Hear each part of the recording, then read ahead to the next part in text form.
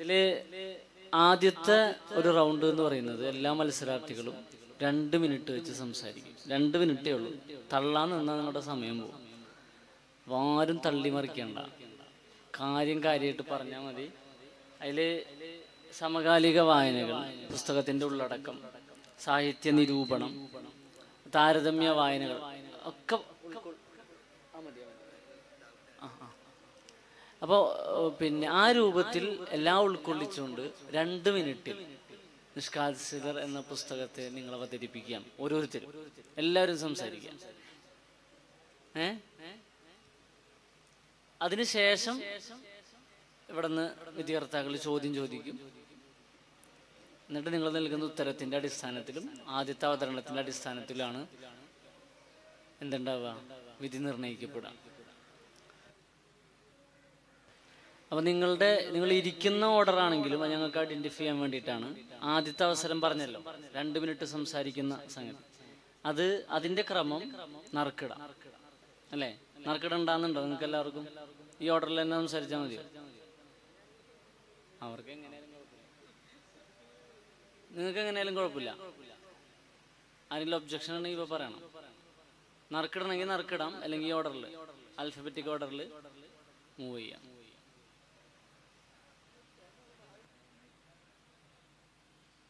മൈക്കൊക്കെ ഉണ്ടല്ലോ കയ്യിൽ. എന്തെങ്കിലും ഒബ്ജക്ഷൻ ഉണ്ടെങ്കിൽ ധൈര്യത്തോടു കൂടി പറഞ്ഞു. അല്ല, അവനാനുണ്ടെങ്കിൽ പറഞ്ഞാൽ മതി. ഉണ്ടോ? ഇല്ല. അപ്പൊ പിന്നെ ആൽഫബറ്റിക് ഓർഡറിൽ പോവാം, സമയം ലാഭിക്കാമല്ലോ.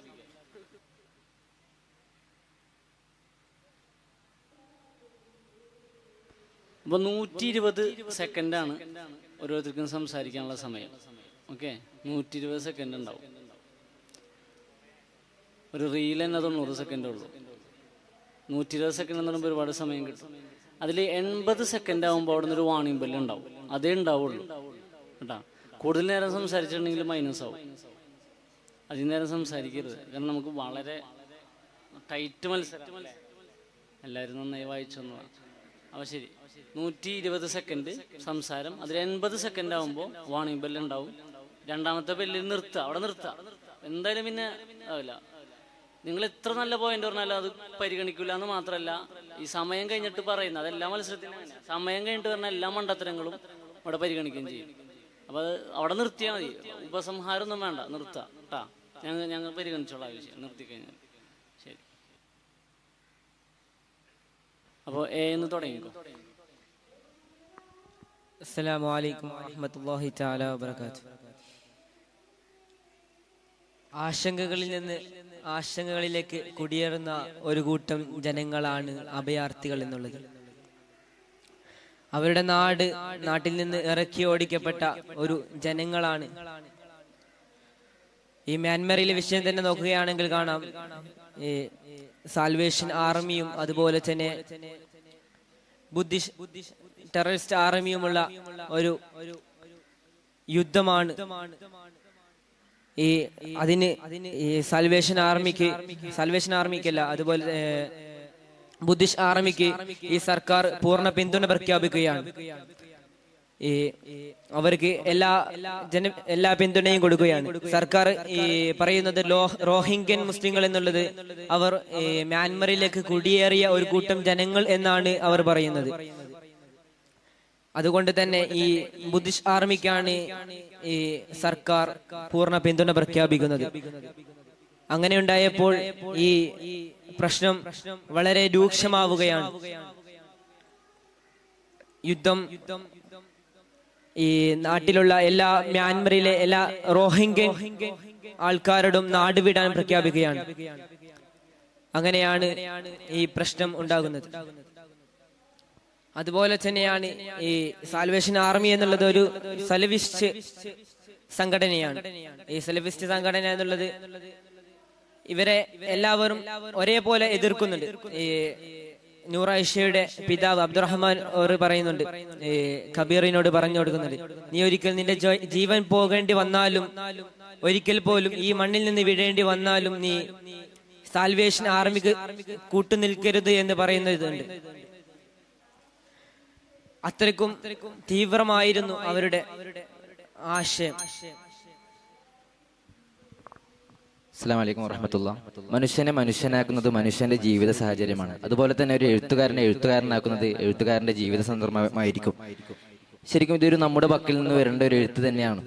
കാരണം ശംസുദ്ദീൻ മുബാറക് എഴുതിയ മരണപര്യന്തം, അതുപോലെ തന്നെ ദായിഷ് പോലെയുള്ള നമ്മുടെ മുസ്ലിം കമ്മ്യൂണിറ്റിക്ക് ഉതകുന്നതായ കാര്യങ്ങൾ സമൂഹത്തിലേക്ക് എങ്ങനെ എത്തിക്കാം എന്നുള്ളത് ഒരു ഫിക്ഷണൽ മൈൻഡിലൂടെ നല്ല രൂപത്തിലാണ് ഓദർ ഇവിടെ ക്രിയേറ്റ് ചെയ്തിട്ടുള്ളത്. അജ്മീർ ഹാജിയിലെ ദർഗയിലേക്ക് പോകുന്ന ഒരു വിവരം ബുക്കിലൂടെ പറയുന്നുണ്ട്. നല്ലൊരു മനോഹരമായ രൂപത്തിൽ അതിനെ കൊണ്ടുവരുന്നു എന്നുള്ളതാണ് നാം ഏറെ എടുത്തു പറയേണ്ടത്. അതുപോലെ തന്നെ നോക്കുമ്പോൾ വാക്കുകളുടെ തെരഞ്ഞെടുപ്പാണ്. എഴുത്തുകാരന് എങ്ങനെയാണ് ആദ്യമായിട്ട് എഴുതിയ ബുക്ക് എങ്ങനെയാണ് ഇത്തരമൊരു രൂപത്തിലേക്ക് കൊണ്ടുപോയതെന്ന് നമ്മൾ ചിന്തിക്കേണ്ടതുണ്ട്. മതയുക്കുട്ടി പറയാറുണ്ട്, ആരും ഏതെങ്കിലും ഒരാളുടെ എഴുത്തുകൾ ആശയങ്ങൾ മാത്രം എടുക്കാൻ പാടില്ല. ഒരുപാട് ആൾക്കാരുടെ ആശയങ്ങൾ എടുക്കുമ്പോഴായിരിക്കും നല്ലൊരു നമ്മുടേതായ ഒരു ഐഡിയ, നമ്മുടേതായ ഒരു എഴുത്ത് ക്രിയേറ്റീവായി കൊണ്ടുപോകേണ്ടത്. അങ്ങനെ അത്തരം ഒരു ക്രിയേറ്റീവായ എഴുത്താണ് ഇവിടെ ഓദർ കൊണ്ടുവന്നിട്ടുള്ളത്. അതുപോലെ തന്നെ ഈ തീം ബേസ് നമുക്ക് ഇതിനെ സംസാരിക്കുമ്പോൾ ഒരു പുസ്തകത്തിന്റെ ഏറ്റവും വലിയ അനലൈസ് ചെയ്യുമ്പോൾ ഏറ്റവും നമ്മൾ പ്രാധാന്യം കൊടുക്കുന്നത് അതിന്റെ തീമിലാണ്. ഈ ഒരു തീം അഭയാർത്ഥികൾ എന്ന് പറഞ്ഞാൽ ഈ ഒരു കാലഘട്ടത്തിൽ അല്ലെങ്കിൽ വെറും ഒരു കാലഘട്ടത്തിൽ മൈഗ്രേഷൻ സ്റ്റഡി പറഞ്ഞാൽ വളരെ ചർച്ച ചെയ്യാൻ പോകുന്ന ഒരു വിഷയമാണ്.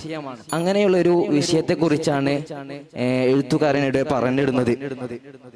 ഈ ഒരു പുസ്തകം ഇമോഷണൽ ബാക്ക്ഗ്രൗണ്ടിലേക്കാണ്. അഭയാർത്ഥികൾ എന്ന് പറയുന്ന വേദനകൾ കൊണ്ട് നിറക്കുന്നത് കൊണ്ട് തന്നെ ഒരു ഇമോഷണൽ ബാക്ക്ഗ്രൗണ്ടിലേക്കൂടി തന്നെയാണ് ഈ ഒരു പുസ്തകത്തെ എഴുത്തുകാരൻ കൊണ്ടുപോയിട്ടുള്ളത് എന്നുള്ളതാണ് എനിക്ക് ഈ പുസ്തകത്തെ പറ്റി പറയാനുള്ളത്. കുടിയിറക്കപ്പെട്ടവരുടെ സാഹിത്യത്തിന് ലോക സാഹിത്യത്തിൽ വലിയ പ്രാധാന്യം തന്നെയുണ്ട്. മഹ്മൂദ് ദർവേഷിന്റെ വരികൾ നോക്കുകയാണെങ്കിൽ അവസാനത്തെ ആകാശവും കഴിഞ്ഞ് പക്ഷികൾ ഇനി എങ്ങോട്ട് പറക്കാനാണ് എന്നുള്ള വരികളിൽ അഭയാർത്ഥികൾക്കുള്ള അല്ലെങ്കിൽ അഭയാർത്ഥികളുടെ ഒരു നിസ്സഹായത, അവരുടെ ഒരു മുഷിപ്പ്, മരവിപ്പിനെ അവിടെ സൂചിപ്പിക്കുന്നുണ്ട്.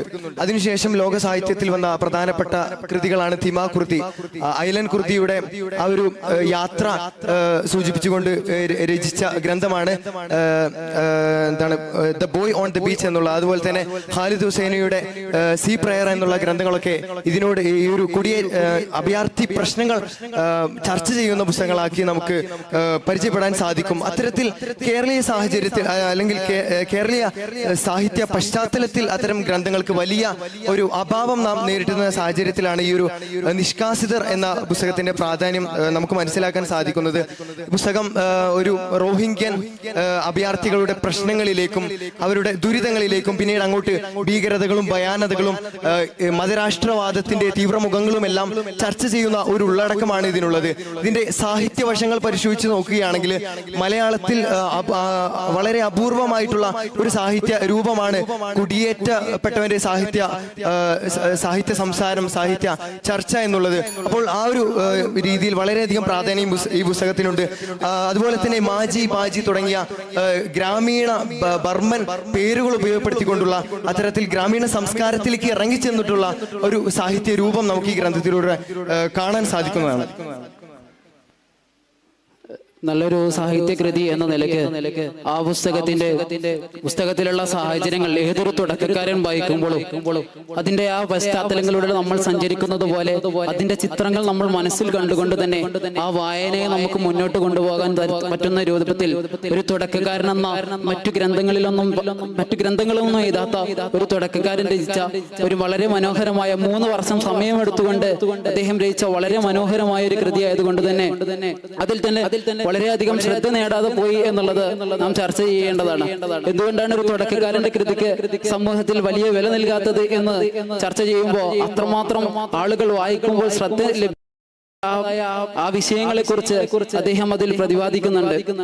അത്തരത്തിൽ വളരെയധികം സാഹിത്യം നിറഞ്ഞതും സാഹിത്യം കട്ടിയില്ലാത്ത സാഹിത്യം ഏതൊരു തുടക്കക്കാരനും വളരെ എളുപ്പ രൂപത്തിൽ തന്നെ വായിച്ചെടുക്കാൻ കഴിയുന്ന രൂപത്തിലും അതുപോലെ തന്നെ അദ്ദേഹം അതിന്റെ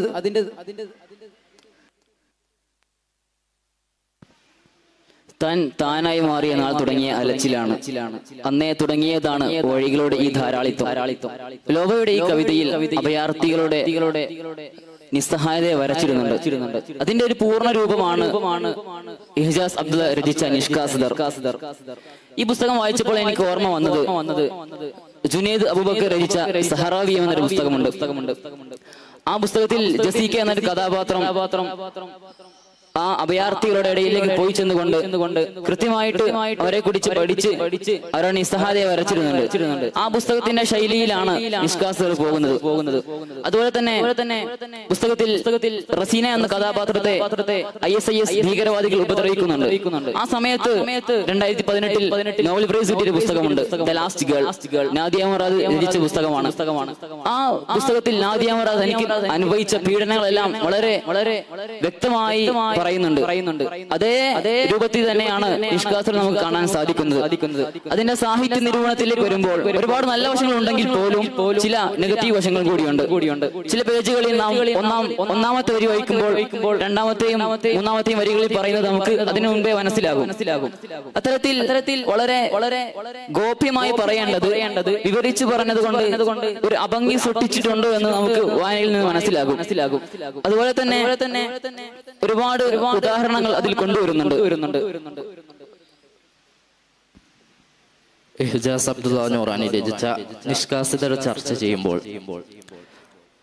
ബെന്യാമിന്റെ ആടുജീവിതം പറഞ്ഞതുപോലെ നാം അനുഭവിക്കാത്ത ജീവിതങ്ങൾ നമുക്ക് കേവലം കെട്ടുകഥകൾ മാത്രമാണെന്ന ബെന്യാമിന്റെ ആഖ്യാനങ്ങളോട് കൂറു പുലർത്തുന്ന രചനയായിട്ടാണ് ഇതിനെ മനസ്സിലാക്കാൻ സാധിക്കുന്നത്. ആടുജീവിതം കേവലം ഒരു പ്രവാസത്തെ മാത്രം പ്രതിനിധീകരിക്കുന്നുണ്ടെങ്കിൽ ഇത് ഒരു പറ്റം മനുഷ്യ ജീവിതങ്ങളെ പരിചയപ്പെടുത്തുന്നുണ്ട്. സ്വന്തം നാടും വീടും ഒക്കെ വിട്ട് സ്വന്തം പേര് പിഴുതെടുത്തുകൊണ്ട് ജീവിതത്തിന്റെ സർവ്വ പ്രതീക്ഷകളും നഷ്ടപ്പെട്ട ഒരു അഭയാർത്ഥി വനിതയുടെ കഥ, അതേപോലെ തന്നെ പ്രാദേശികമായ സലഫിസ്റ്റ് മൂവ്മെന്റുകളിൽ അവർ വിരിച്ച കെണിവലകളിൽ പെട്ടോ അബദ്ധത്തിൽ ISൽ എത്തിപ്പെടുന്ന ഒരു യുവാവിന്റെ കഥ. ആ യുവാവിനെ ISൽ നിന്നും രക്ഷിക്കാനായി സ്വന്തം മാതാവിന്റെ കണ്ണീരൊപ്പാനായി അതിനുവേണ്ടി കിണഞ്ഞ് പരിശ്രമിച്ച് സ്വന്തം ജീവൻ ബലിതർപ്പണം നടത്തേണ്ടി വന്ന സ്വന്തം ഒരു സഹോദരന്റെ കഥ. അതോടൊപ്പം സാമൂഹിക സേവനം കേവലം ഫോട്ടോ ക്ലിക്കുകളിൽ മാത്രം ഒതുങ്ങുന്നതല്ല, അത് സമ്പൂർണമായ ഒരു ജീവിത സമർപ്പണമാണെന്ന് നമ്മുടെ സമൂഹത്തെ, പുതിയ തലമുറയെ വിശേഷിച്ചും ബോധ്യപ്പെടുത്തുന്ന ഒരു സാമൂഹിക പ്രവർത്തകന്റെ കഥ. ഇതെല്ലാം ഒരുമിച്ച് കൂടുന്ന ഒരു പറ്റം മനുഷ്യരുടെ സാഹിത്യമാണ്, അവരുടെ കഥയാണ് ഈ പുസ്തകം പ്രകീർത്തിക്കുന്നത്. ഇഹ്ജാസ് അബ്ദുള്ള നൂറാനിയുടെ നിഷ്കാസിതറിന്റെ വായന വളരെ ഒരു പരന്ന രൂപത്തിൽ പോകുന്ന ഒരു വായനയാണ്. ലളിതം എന്ന് പറയുന്നതിനേക്കാളും ഹൃദയസ്പൃശ്യമായത് എന്ന് പറയുന്നതായിരിക്കും ആ ഒരു ഭാഷയെ വിശേഷിപ്പിക്കാൻ ഏറ്റവും അനുയോജ്യമാകുക. അഭയാർത്ഥികളായി സ്വന്തം നാട്ടിൽ നിന്ന് നിഷ്കാസിതരാക്കപ്പെടുന്ന ഒരു കൂട്ടത്തിന്റെയും അതുപോലെ തീവ്രവാദ ഗ്രൂപ്പുകളുടെ സ്വാധീനത്താൽ സ്വയം നിഷ്കാസിതരാകുന്ന ഒരു വിഭാഗത്തിന്റെയും കഥ കൂടിയാണ് ഈ ഒരു നോവൽ. ഭാഷയുടെ വാക്കുകളുടെ മാന്ത്രികത കൊണ്ട് സ്നേഹം, പ്രണയം, അങ്ങനെ ധാരാളം വികാരങ്ങൾ അടുക്കി വെച്ചതായി നമുക്ക് കാണാൻ കഴിയും. കൂടാതെ പൊതുവിൽ ഫിക്ഷൻ വായനകളെ നിരുത്സാഹപ്പെടുത്തുകയും നോൺ ഫിക്ഷൻ വായനകളെ പ്രോത്സാഹിപ്പിക്കുകയും ചെയ്യുന്ന നമ്മുടെ കമ്മ്യൂണിറ്റി ഈ ഒരു നോവലിന്റെ ആമുഖത്തിൽ ഇഹ്ജാസ് അബ്ദുള്ള പറയുന്നുണ്ട്, ഉസ്താദുമാരുടെയും സഹവിദ്യാർത്ഥികളുടെയും വലിയ പിന്തുണ ഉണ്ടായിട്ടുണ്ടെന്ന് പറയുന്നുണ്ട്. അപ്പൊ അദ്ദേഹത്തെ ഇത്തരത്തിൽ പിന്തുണക്കാൻ ഞാൻ മനസ്സിലാക്കുന്നത്, ഉസ്താദുമാർ പിന്തുണക്കാൻ കാരണം അദ്ദേഹം സ്വീകരിച്ച ആദർശമാണ്.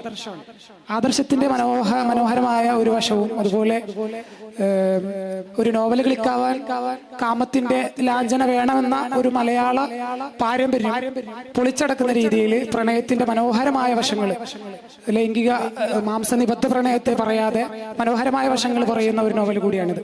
തീർത്തും വളരെ മാന്ത്രികമായ ഒരു അനുഭൂതി നൽകുന്ന നോവലാണ് ഇഹ്ജാസ് അബ്ദുള്ളയുടെ നിഷ്കാസിതർ എന്ന പുസ്തകം.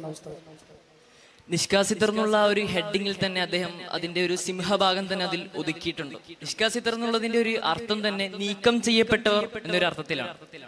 അതെ, ഒരു കൂട്ടം നീക്കം ചെയ്യപ്പെട്ടവരുടെ ഒരു വേദനാജനകമായ ഒരു കഥ തന്നെയാണ് അദ്ദേഹം അതിൽ പറയുന്നത്. ഇതിൽ പ്രത്യേകിച്ചും 2 ആംഗിളിലാണ് ഈ ഒരു നോവലിനെ അദ്ദേഹം സജ്ജീകരിച്ചിട്ടുള്ളത്. ഒന്ന്, മ്യാൻമറിൽ നിന്നും കുടിയിറക്കപ്പെട്ട ഒരു പറ്റം നീല നരമ്പുള്ള ചുവന്ന രക്തമുള്ള ഒരു പറ്റം ആളുകളുടെ കഥയും, അതുപോലെ തന്നെ IS എന്നുള്ള ഇന്ന് നമ്മുടെ സമൂഹത്തിൽ വളരെയധികം ചർച്ച ചെയ്യപ്പെടുന്ന ഒരു വിഭാഗമായ IS എന്നുള്ളതിനെതിരെയുള്ള ഒരു പ്രധാനപ്പെട്ട ഒരു നോവലും കൂടിയാണ് അദ്ദേഹം രചിച്ചിട്ടുള്ളത്.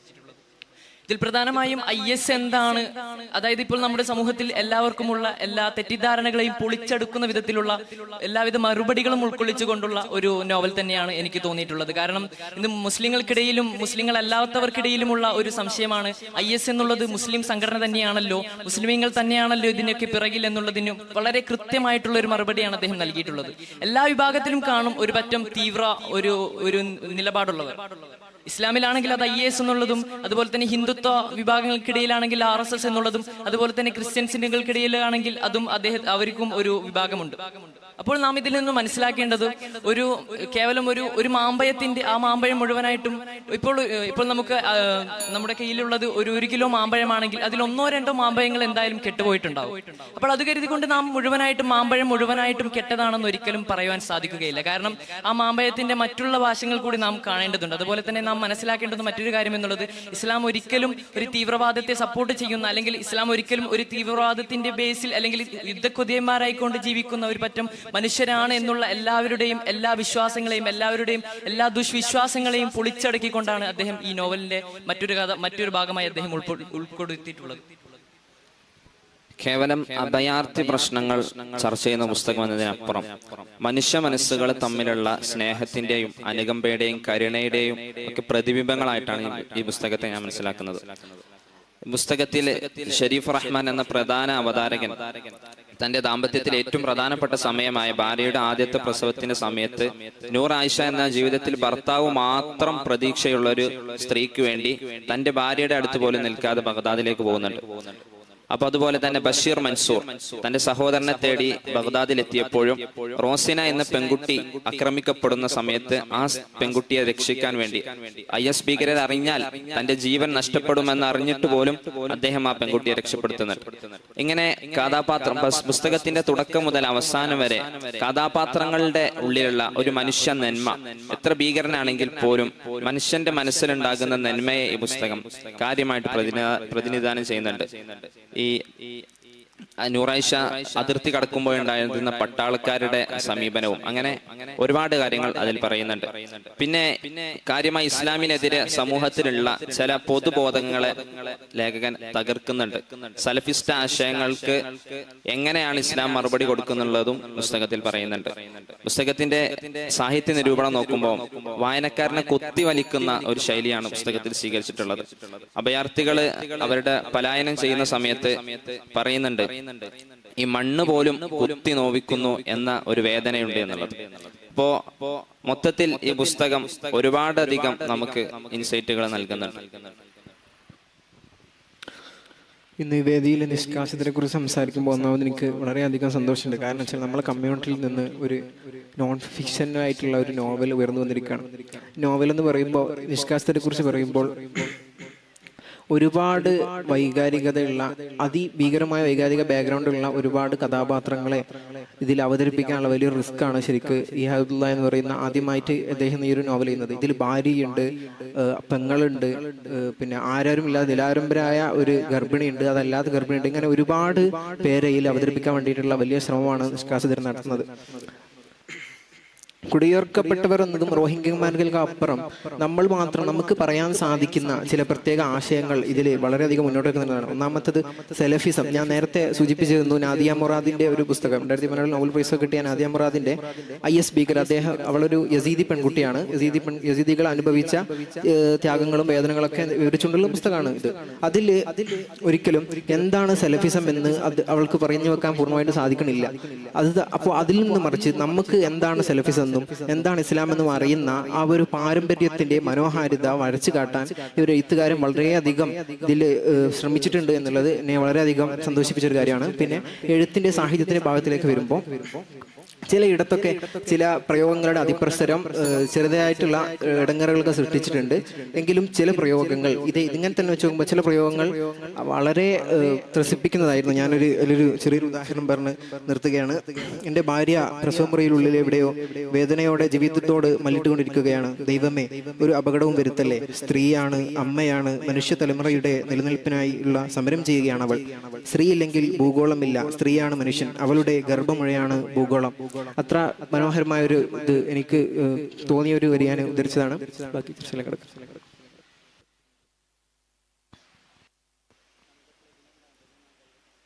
ലെറ്റർ എയോടാണ്. മലയാളത്തിലെ പ്രവാസവുമായി ബന്ധപ്പെട്ട് വലിയൊരു സാഹിത്യ ശാഖ തന്നെ വർക്ക് ചെയ്യുന്നുണ്ടെന്ന് പറയാം. കവിതയിലും നോവലിലും കഥയിലും ഒക്കെ അത്തരത്തിലുള്ള സംഭാവനകൾ നമുക്ക് കാണാൻ കഴിയും. ഒരുപക്ഷെ മലയാളത്തിലെ അഭയാർത്ഥികളുടെ ജീവിതവുമായി ബന്ധപ്പെട്ടിട്ടുള്ള സാഹിത്യങ്ങൾ വളരെ വിരളമായിട്ടാണ് കാണാൻ കഴിയും. ഈ രണ്ട് പ്രവാസ ജീവിതവുമായി ബന്ധപ്പെട്ട സാഹിത്യത്തിൻ്റെ ഒരു ആഖ്യാനവും അഭയാർത്ഥി പ്രശ്നവുമായി അല്ലെങ്കിൽ അത്തരത്തിലുള്ള ഒരു പ്രമേയവുമായി ബന്ധപ്പെട്ടിട്ടുള്ള ഈ നോവലിൻ്റെ ഒരു ആഖ്യാനവും ഏത് രീതിയിലാണ് നിങ്ങൾ നോക്കിക്കാണുന്നത്? നിങ്ങൾക്ക് മറുപടി മൊത്തത്തിൽ എല്ലാവർക്കും 1 മിനിറ്റ് മാത്രമാണ് അനുവദിക്കുക.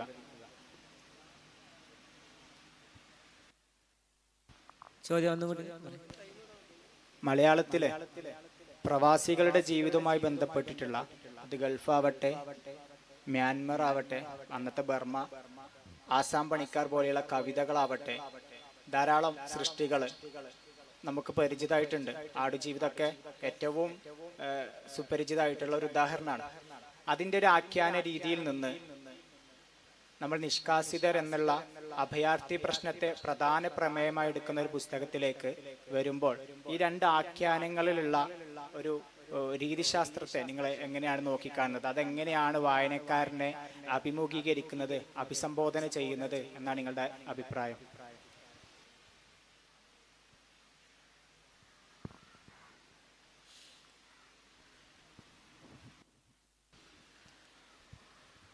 പ്രവാസി എന്നുള്ളത് ഒരു നമ്മുടെ കുടുംബത്തെ സംരക്ഷിക്കാൻ വേണ്ടി അവർക്ക് വേണ്ട ചെലവുകൾ ഉണ്ടാക്കാൻ അതിനുവേണ്ടി നാട് വിട്ടിറങ്ങുന്ന ഒരു കൂട്ടം ആൾക്കാരാണ്. പക്ഷെ അഭയാർത്ഥികൾ എന്നുള്ളത് സ്വന്തം ജീവൻ നിലനിൽക്കാൻ വേണ്ടി ഇതിലൊരു പോയിന്റ് പറയുന്നുണ്ട്. ഭാഷ എന്ന നാവ് മുറിച്ചു കളഞ്ഞാലും, വസ്ത്രമെന്ന തൊലി ഉരിഞ്ഞെടുത്താലും, വിശ്വാസമെന്ന ആത്മാവിനെ അടർത്തിയെടുത്താലും, നാടെന്ന കാൽപാദത്തെ വെട്ടിമാറ്റിയാലും, ഓരോ മനുഷ്യനിലും ആദ്യമായും നിലനിൽക്കുന്ന കൊതിയാണ് ജീവിതം.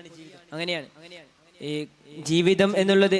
ജീവിതത്തിനെ ആഗ്രഹിച്ചുകൊണ്ട് ജീവിക്കാൻ ഇനിയും ആഗ്രഹമുള്ളത് കൊണ്ട് സ്വന്തം നാട് വിട്ട് ഇറങ്ങുന്ന ഒരു കൂട്ടം ആൾക്കാരാണ് ഈ അഭയാർത്ഥികൾ എന്നുള്ളത്. ഈ പ്രവാസികൾ എന്നുള്ളത് വിശപ്പടക്കാൻ വേണ്ടി നാട് വിട്ടിറങ്ങുന്നതാണെങ്കിൽ, ഈ അഭയാർത്ഥി എന്നുള്ളത് വിശപ്പിന് മാത്രമല്ല സ്വന്തം ജീവൻ വേണ്ടി നിലനിർത്താൻ വേണ്ടി നാട് വിട്ടിറങ്ങുന്ന ഒരു കൂട്ടം ജനങ്ങളാണ് അഭയാർത്ഥികൾ എന്നുള്ളത്. ഈ ഒരു കാലഘട്ടത്തിൽ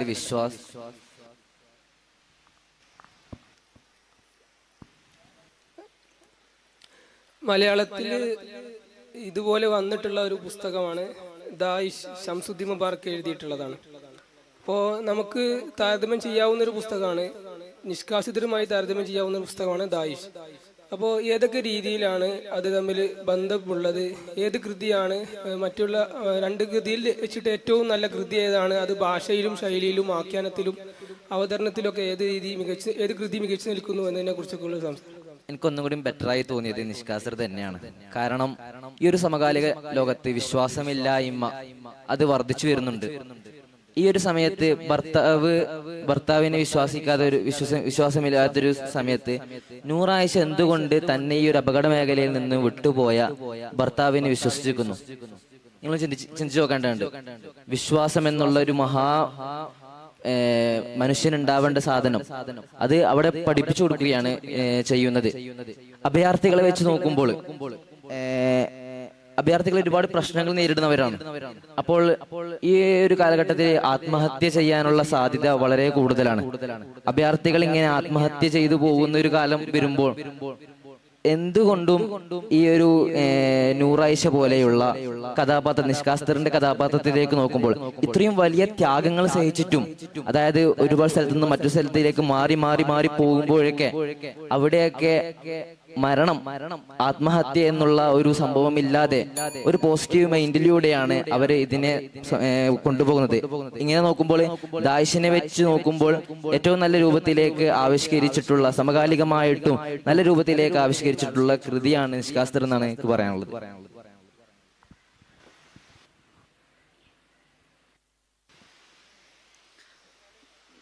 കുടിയിറക്കപ്പെട്ടവന്റെ സാഹിത്യം എന്നുള്ള രൂപത്തിലാണ് നിഷ്കാസിതരെ നിങ്ങൾ ആദ്യം പരിചയപ്പെടുത്തുന്നത്.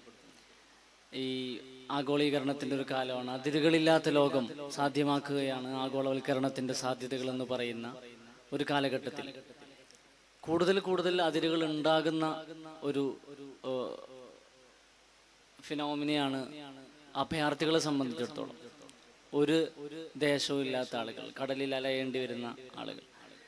അതേസമയം ഒരു സാഹിത്യരചന എന്ന നിലക്ക്, പ്രത്യേകിച്ച് സാഹിത്യരചന ഒരു ഉത്തരവാദിത്തപ്പെട്ട ഒരു സാഹിത്യകൃതി എന്ന നിലക്ക് നിഷ്കാസിതരെ നിങ്ങൾ കാണുന്നുണ്ടെങ്കിൽ എന്ത് സന്ദേശമാണ് ഇത് ഈ അഭയാർത്ഥി പ്രശ്നം പരിഹരിക്കുന്നതിന് വേണ്ടി നോവലിൽ എവിടെയെങ്കിലും നൽകുന്നത് എന്ന് പറയാം?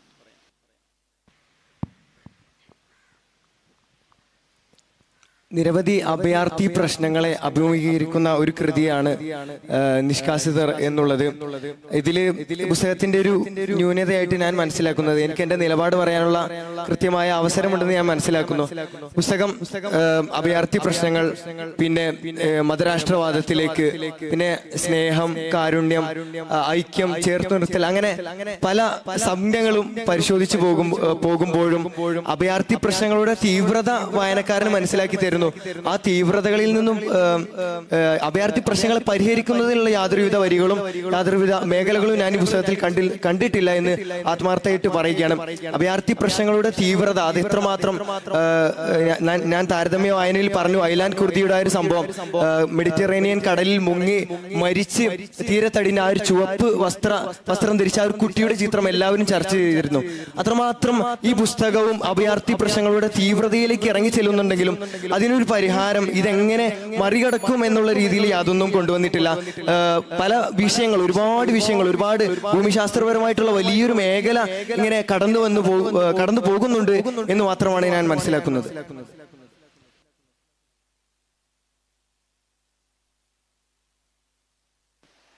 മലയാളത്തിലെ മുസ്ലിം ജീവിതങ്ങളെ കുറിച്ചുള്ള ഒരു ചിത്രീകരണങ്ങളുടെ ഒരു സ്റ്റീരിയോ ടൈപ്പ് പലപ്പോഴും പല വേദികളിലും ചർച്ച ചെയ്യപ്പെട്ടിട്ടുള്ളതാണ്. മുസ്ലിം എന്നുള്ളത് വളരെ പിന്തിരിപ്പനായിട്ടുള്ള പാരമ്പര്യവാദികളായ മുസ്ലിമീങ്ങൾ എന്നുള്ളത് ലോകം തിരിയാത്ത, മനസ്സിലാവാത്ത ആൾക്കാർ എന്ന നിലയിലൊക്കെ പലപ്പോഴും അഡ്രസ്സ് ചെയ്യപ്പെടാറുണ്ട്.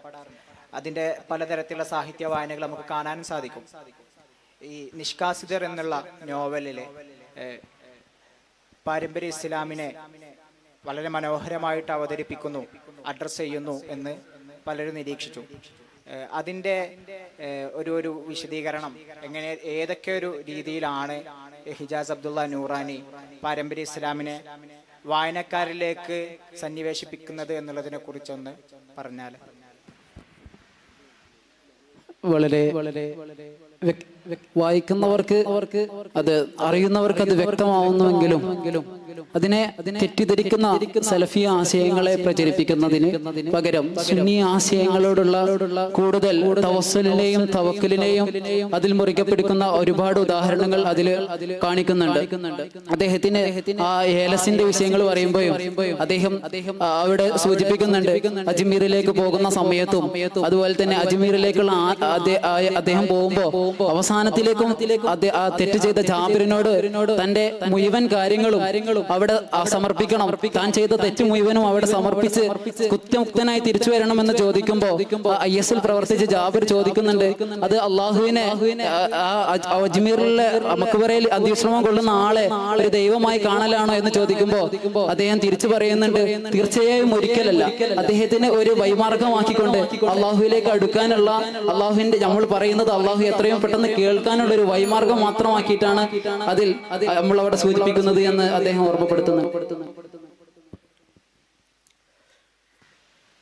നിങ്ങൾ നേരത്തെ സംസാരിച്ചപ്പോൾ ഈ ഒരു പുസ്തകത്തെ ഒരുപാട് അന്താരാഷ്ട്ര തലത്തിലും മറ്റുമുള്ള പുസ്തകങ്ങളുമായി താരതമ്യം ചെയ്തുകൊണ്ടുള്ള വായനയാണ് നിങ്ങൾ പറഞ്ഞു വെച്ചത്.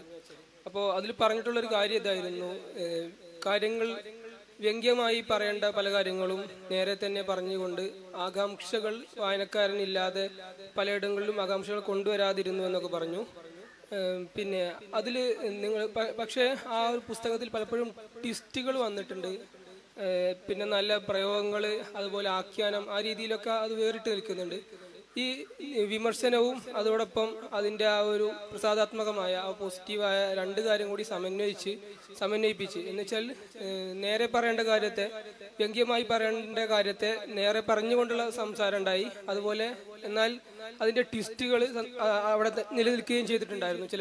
പലപ്പോഴും ആ ട്വിസ്റ്റുകൾ അവിടെ ബാക്കി കിടക്കുന്നുണ്ട്.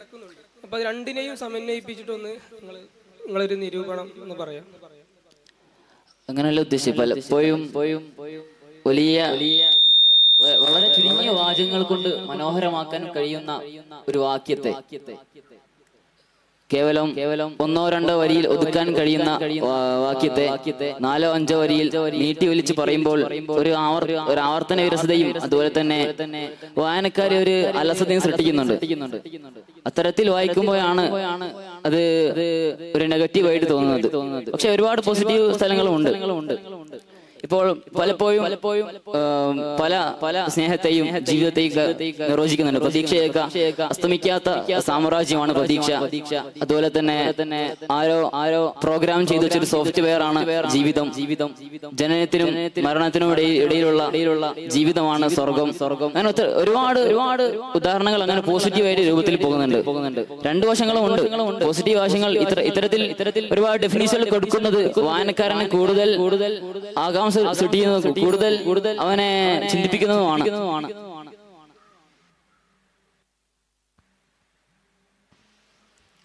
എഫിനോടാണ് ചോദ്യം.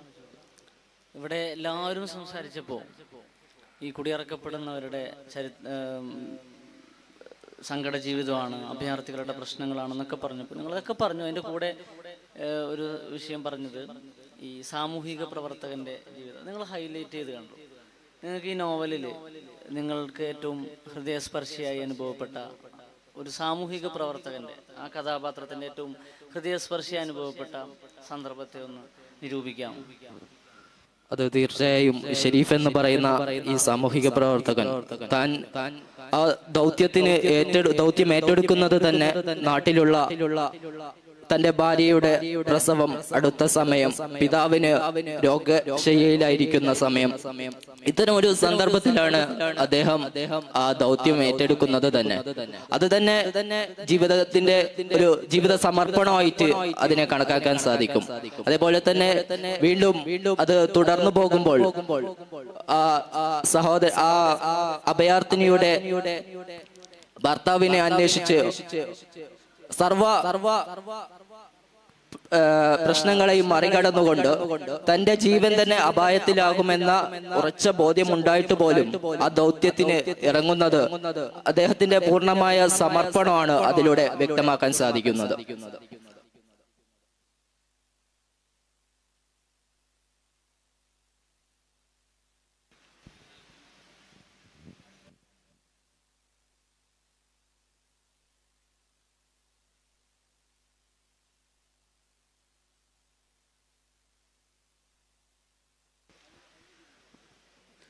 നിങ്ങൾ ഈ നോവലില് ഇജാസ് അബ്ദുള്ള നൂറാനിയുടെ ഒരു പശ്ചാത്തലം സൂചിപ്പിച്ചുകൊണ്ട് മാംസനിബദ്ധമല്ലാത്ത പ്രണയം വളരെ മനോഹരമായി നോവലിൽ ആവിഷ്കരിച്ചിട്ടുണ്ട് എന്ന് സൂചിപ്പിച്ചിരുന്നല്ലോ. അപ്പോൾ നിങ്ങൾക്കതിലെ ഏറ്റവും ഹൃദയഹാരിയായി തോന്നിയ ഒരു സന്ദർഭം നിങ്ങൾക്കൊന്ന് വിശകലനം ചെയ്ത് സമ്മറൈസ് ചെയ്തൊന്ന് സംസാരിച്ചാൽ നന്നാവും. തീർച്ചയായും ആ ഒരു വാദം ഞാൻ ഉന്നയിച്ചത് തികച്ചും ബോധ്യത്തോടു കൂടിയാണ്. നമുക്കറിയാം പ്രമുഖ സാഹിത്യകാരന്മാരടക്കം, ഉദാഹരണത്തിന് അക്ബർ കക്കട്ടിലിന്റെ പ്രിയപ്പെട്ട നോവലുകൾ, അതിൽ ആദ്യത്തെ കഥ തന്നെ ഒരു ബൈസെക്ഷൽ ആയിട്ടുള്ള ഒരാളുടെ കഥയാണ്. അപ്പോൾ ഞാൻ പറഞ്ഞ പോലെ മാംസനിബദ്ധമായ പ്രണയം അരങ്ങുവാഴുന്ന ഒരു സാഹിത്യ ലോകത്ത് ഇജാസ് അബ്ദുള്ള നൂറാനി വളരെ വ്യത്യസ്തമായിട്ടാണ് കൊണ്ടുവരുന്നത്. എനിക്ക് ഏറ്റവും ഒരു മനസ്സിൽ പതിഞ്ഞ ഒരു രംഗം എന്ന് പറഞ്ഞാൽ നൂറായിഷയ്ക്ക് വേണ്ടി നാട് വിട്ടു പോകുന്ന പറഞ്ഞാൽ സഹായിക്കാൻ വേണ്ടി നാട് വിട്ടു പോകുന്ന ഷെരീഫ് റഹ്മാൻ എന്ന സോഷ്യൽ വർക്കർ, അദ്ദേഹത്തിന്റെ ഭാര്യ ഗർഭിണിയാണെന്ന തികഞ്ഞ ഓർമ്മയിലും അവളോടുള്ള ആ ഒരു പ്രണയത്തിലുമാണ് നിൽക്കുന്നത്. എങ്കിൽ പോലും ഈ ഒരു സഹായത്തിനു വേണ്ടി ഇദ്ദേഹം പോകുമ്പോൾ വിദൂരമുള്ള രാജ്യത്ത് നിന്ന് ഇദ്ദേഹം ആകാശത്തേക്ക് നക്ഷത്രങ്ങളെ നോക്കി അവർ പണ്ട് ബീച്ചിലിരുന്ന് കമ്മ്യൂണിക്കേഷന് വേണ്ടി തയ്യാറാക്കിയ ഒരു സംഭവത്തെ അദ്ദേഹം ഓർക്കുകയും അതിനെപ്പറ്റി ചിന്തിക്കുകയും ചെയ്യുന്നുണ്ട്. മറ്റൊരു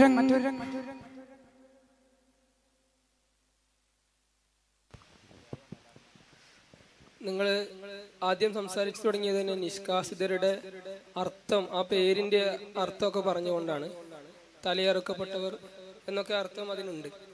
പക്ഷേ പിന്നീട് അത് നിങ്ങൾ സംസാരിച്ച കൂട്ടത്തിൽ പ്രധാനമായിട്ടും നിങ്ങൾ ഉന്നയിച്ച കാര്യം ഐ എസിന്റെ തീവ്രവാദത്തിന്റെ ശക്തിയെ, അല്ലെങ്കിൽ തീവ്രവാദത്തിന്റെ മൂർധന്യതയെ, പാരമ്യതയെ അതിനെ പൊളിച്ചെഴുതുന്ന രീതിയിൽ സുന്ദരമായ ഇസ്ലാമിന്റെ യഥാർത്ഥ ദർശനത്തെ പറയുന്നുണ്ട് നോവൽ എന്ന് പറഞ്ഞിട്ടുണ്ടായിരുന്നു. അത്തരം ഒരു സന്ദർഭം, നോവലിലെ ഒരു സന്ദർഭം നിങ്ങളൊന്ന് ഉദാഹരിച്ച് സംസാരിക്കുക.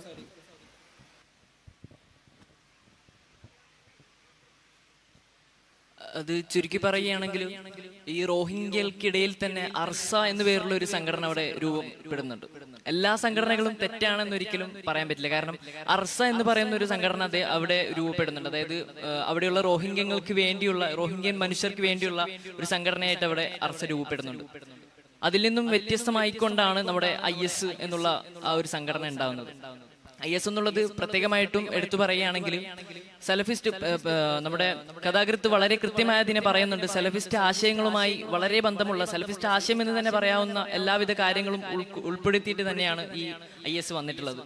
അതവിടെ ആദ്യഘട്ടത്തിൽ പറയുന്നുണ്ട്, നാം മുസ്ലിമീങ്ങളാണെങ്കിലും നമുക്ക് വേണ്ടിയുള്ള അള്ളാഹു ആണ് നമ്മുടെ എല്ലാം, അത് ഇടനിലക്കാരും ആവശ്യമില്ല, അല്ലെങ്കിൽ ഇടനിലക്ക് വേണ്ടി ആരെങ്കിലും വെക്കുകയാണെങ്കിൽ അത് ഷിർക്കാണ്, അത് കാഫിറിന്റെ ഒരു അടയാളമാണെന്നൊക്കെ പറഞ്ഞിട്ടുകൊണ്ട് ഒരു സലഫിസ്റ്റ് ആശയത്തെ പ്രധാനമായിട്ടും എടുത്തു പറയുന്ന ഒരു ISന്റെ ഒരു പ്രധാനമായിട്ടുള്ള ഒരു കാര്യങ്ങളാണ് എനിക്ക് അവിടെ കാണാൻ സാധിച്ചത്.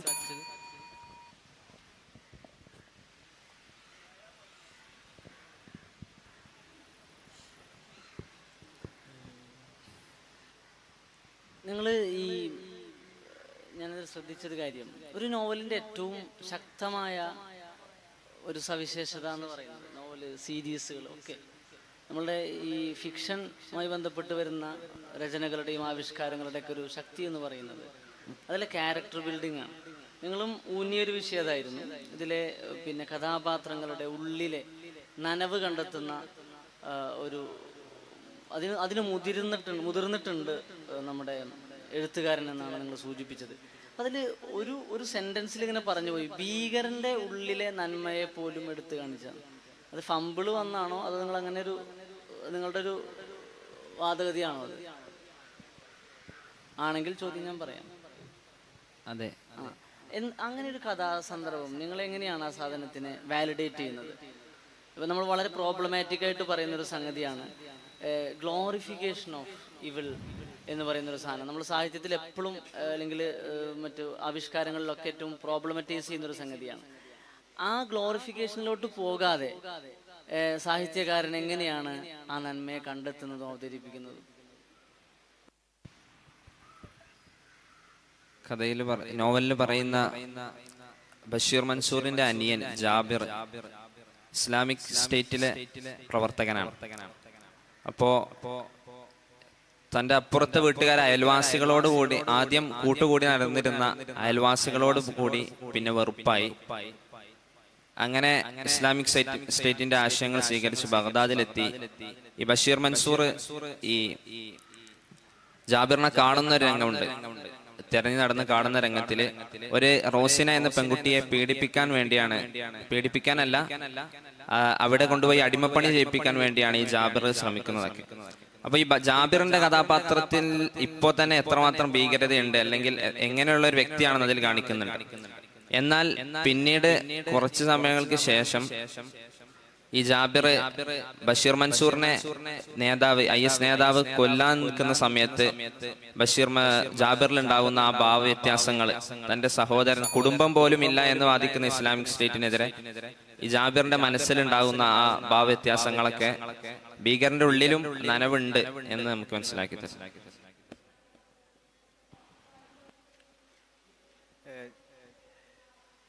നാദിയ മുറാദിനെ പോലെയുള്ള ലോകം ഏറെ ചർച്ച ചെയ്യുന്ന ഒരു ഓദർ സലഫിസത്തെ അഡ്രസ്സ് ചെയ്യുന്നിടത്ത് പരാജയപ്പെട്ടു എന്നും അതേസമയത്ത് ഇജാസ് അബ്ദുള്ള നൂറാനി ആ വിഷയത്തിൽ വലിയൊരു വിജയമായിരുന്നു എന്നും നിങ്ങൾ സൂചിപ്പിച്ചല്ലോ. ഇപ്പോൾ ഏത് രീതിയിലാണ് ഇജാസ് അബ്ദുള്ള സലഫിസത്തെ അഡ്രസ്സ് ചെയ്യുന്നതിൽ നാദിയ മുറാദിൽ നിന്ന് വ്യത്യസ്തമാവുന്നത് എന്നതിനെ കുറിച്ച് നിങ്ങൾ വിശദീകരിച്ചിരുന്നില്ല. അതൊന്ന് വിശദീകരിച്ചാൽ നന്നാവും.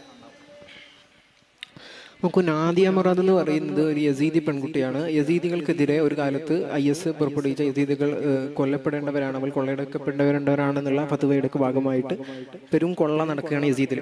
അപ്പോൾ നാദിയ മുറാദിന്റെ പുസ്തകത്തിൽ കാര്യമായിട്ട് മുന്നോട്ട് വെക്കുന്നത് ഈ ഒരു സെലഫിസ്റ്റ് ആശയത്തിലുപരി ആ ഒരു സ്ത്രീ അനുഭവിച്ച അനുഭവങ്ങളുടെ ഒരു തീഷ്ണത കുറിക്കാനാണ് ആ ഒരു പുസ്തകം ഉപയോഗപ്പെടുന്നത്. അപ്പം നമുക്ക് ആ ഒരു പുസ്തകം വായിച്ചു കഴിയുമ്പോൾ ഇത്രയും അപാരമായ ഭീകരത, നമുക്ക് ചിന്തിക്കാൻ കഴിയാത്ത ഭീകരത മനുഷ്യരുണ്ടാകുന്നുണ്ട് എന്നുള്ളൊരു ഉത്തരത്തിൽ നമുക്ക് എത്താൻ പറ്റും. അതേ സ്ഥാനത്ത് നമ്മുടെ എഴുത്തുകാരെന്ന് പറയുന്നത് നമ്മുടെ കേരളത്തിൽ നമ്മുടെ മഹ്ദൂമി പാരമ്പര്യത്തിന് ഒരു മനോഹാരിതയിൽ ജീവിച്ച് ഈ ഒരു പൂർണ്ണമായിട്ടുള്ള ഈ ഒരു അനുഭവം ഉള്ള ഒരാളാണ്.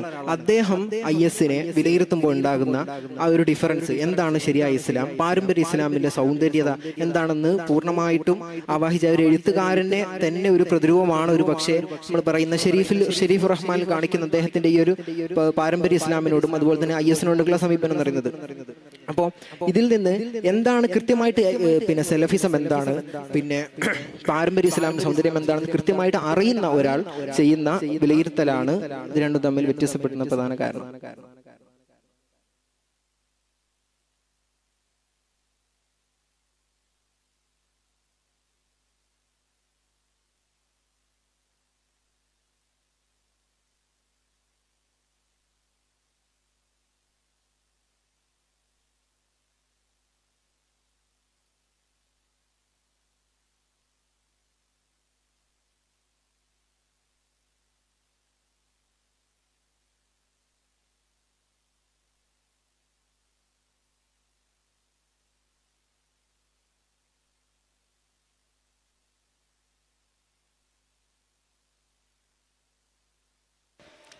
ഇനി അവസാനത്തെ റൗണ്ടാണ്.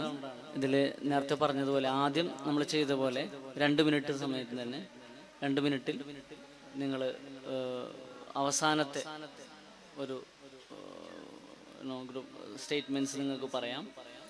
അതിൽ ശ്രദ്ധിക്കേണ്ട ഒരു കാര്യം, പറഞ്ഞ കാര്യങ്ങൾ ആവർത്തിക്കേണ്ട, പറയാത്ത കാര്യങ്ങളോ നേരത്തെ പറഞ്ഞ് പൂർത്തിയാക്കാൻ പറ്റാത്ത വിഷയങ്ങളോ അല്ലെങ്കിൽ നിങ്ങളുടെ സഹമത്സരാർത്ഥികൾ പറഞ്ഞ പിന്നെ അവരുടെ വാദഗതികളെ ഗണ്ണിച്ചുകൊണ്ടോ അല്ലെങ്കിൽ അതിനെ പിന്താങ്ങിയിട്ടുള്ളതോ ആവാം, ആ രൂപത്തിൽ. ഇതാണ് അവസാനത്തെ ചാൻസ്. 2 മിനിറ്റാണ് നേരത്തെ പോലെ. 80 സെക്കൻഡ് ആകുമ്പോൾ വാർണിംഗ് ഉണ്ടാവും. 120 സെക്കൻഡ് ആകുമ്പോൾ നിർത്താം.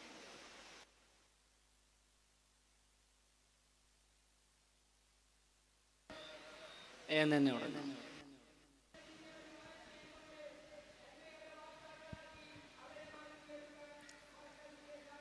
ഇതിൽ പ്രതിപാദിച്ച ഒരു പ്രധാന തീവ്രവാദ സംഘടനയാണ് ഇസ്ലാമിക് സ്റ്റേറ്റ് IS എന്നുള്ളത്.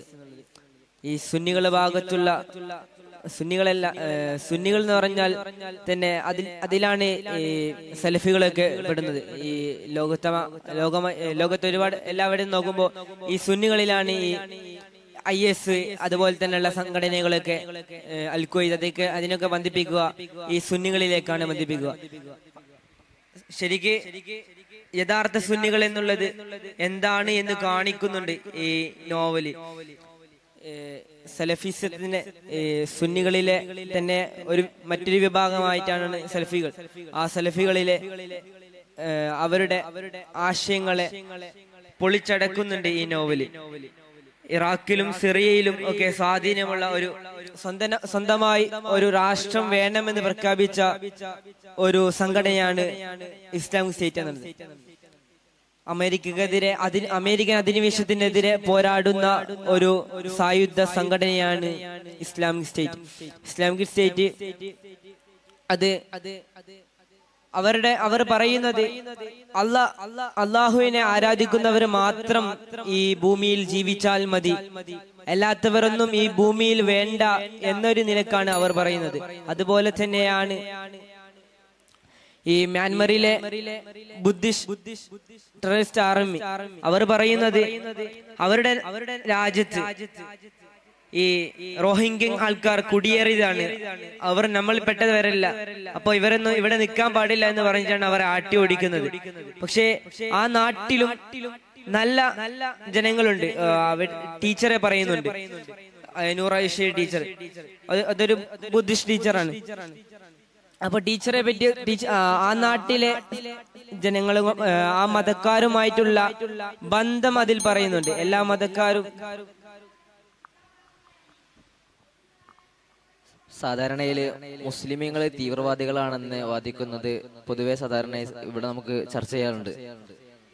എങ്ങനെയാണ് ഈ പുസ്തകം അതിനെ ഇല്ലാതാക്കിയതെന്ന് നമുക്ക് മനസ്സിലാക്കാൻ സാധിക്കും. അതായത് മുസ്ലിമീങ്ങൾ 5 നേരത്തെ നിസ്കാരങ്ങളിലായി ദിനം പ്രതി തവണ ചൊല്ലുന്ന 7 വചനങ്ങൾ മാത്രമുള്ള ചെറിയ അധ്യായമാണ് ഫാത്തിഹ. അയാൾ ഓതിയാൽ 5 തെറ്റെങ്കിലും എനിക്ക് പറയാനാവുമെന്ന് ആ ഒരു തലവൻ, ഭീകരവാദിയുടെ തലവൻ പറയുമ്പോൾ, ഒരു ഫാത്തിഹ ഓതുമ്പോൾ, അതായത് ഇസ്ലാമിൽ ശരിയായ ഒരു അടിസ്ഥാനപരമായ കാര്യങ്ങളിലൊന്നും അവർക്കൊരു അവഗാഹമില്ല എന്ന് ആദ്യമേ നമുക്ക് മനസ്സിലാക്കുന്നുണ്ട്. അതുപോലെ തന്നെ ഈ ഭീകരവാദികളുടെ തെറ്റായ ധാരണകൾ, അതായത് പേജ് നമ്പർ 118 അള്ളാഹുവിന്റെ ഭൂമിയിൽ കാഫിറിന് ഇടമില്ല എന്ന് പറയുന്നുണ്ട്. നമുക്ക് അറിയാം, മദീന ചാർട്ടറിൽ യഹൂദികൾ അവരുടെ മതമനുസരിച്ചും മുസ്ലിമീങ്ങളുടെ മതമനുസരിച്ചും ജീവിക്കാമെന്ന് പറയുന്നുണ്ട്. ഈ അള്ളാഹുവിന്റെ ഭൂമിയിൽ കാഫിറിടമില്ല എന്ന് പറയുന്ന തെറ്റായ വാദഗതിയിലൂടെ ഇസ്ലാമിനെ ഇല്ലാതാക്കാനുള്ള ഭീകരവാദികളുടെ ഇല്ലാതാക്കുവാനുള്ള വലിയൊരു എഴുത്തുകാരന്റെ അടയാളപ്പെടുത്തലാണ് അവിടെ നമുക്ക് കാണാൻ സാധിക്കുന്നത്. അതുപോലെ തന്നെ അതിൽ വേറൊരു പരാമർശിക്കുന്നുണ്ട് 153 പേജില് അള്ളാഹുവിന്റെ പടയാളികൾക്ക് കുടുംബമില്ല എന്ന് പറയുന്നത്. അസ്കിയെ നമുക്ക് കാണാൻ സാധിക്കും അമൽ മൊയ്നു ഫലാ യജൂസു തവക്കുല, അതായത് കുടുംബമുള്ളവർക്ക് നമുക്ക് യഥാർത്ഥത്തിൽ അങ്ങനെ തന്നെ തവക്കുലാക്കി പോകാൻ സാധിക്കുകയില്ല. നമ്മൾ കുടുംബത്തെയും കൂടി നോക്കേണ്ടതുണ്ട് എന്ന് പറയുന്നുണ്ട്. അതായത് ഭീകരവാദികൾ, അതായത് ശരിക്കും മുസ്ലിമീങ്ങളാണ് ഭീകരവാദികൾ എന്ന് പറയുന്ന ഈ ഒരു കാലഘട്ടത്തിൽ യഥാർത്ഥത്തിൽ മുസ്ലിമീങ്ങളല്ല ഭീകരവാദികൾ. മുസ്ലിമീങ്ങൾ എന്ന് പേര് വെച്ചുകൊണ്ട് മുസ്ലിമീങ്ങളുടെ ആശയത്തെ ഇല്ലാതാക്കുന്ന, മുസ്ലിമീങ്ങളുടെ ഇമേജിനെ പൊളിക്കുന്നതായ ഒരു പറ്റം ആൾക്കാരുടെ ശ്രമമാണ് ഇതൊക്കെയെന്ന് ആ ഒരു എഴുത്തിലൂടെ, നിഷ്കാസത്തിലൂടെ നമുക്ക് വായിക്കാൻ സാധിക്കുന്നതാണ്.